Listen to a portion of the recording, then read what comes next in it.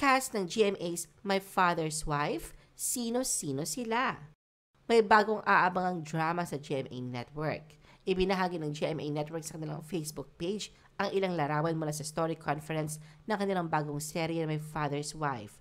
Magsasama-sama sa palabas sina Gabby Concepcion, Kylie Padilla at Kazel Kinochi bilang mga pangunahing bida. Kasama rin sa cast sina Jack Roberto, Snooki Serna, Arlene Mulak, Andre Paras, Maureen Larazabal at Sue Prado.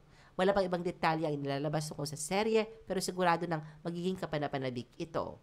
Sa isang panayam, ibinahagi ni Gabby Concepcion ang kanyang excitement sa proyektong ito na anya may magandang kwento at mga karakter, pati na rin sa mga unexpected twist na tiyak na susubaybayan ng mga manonood.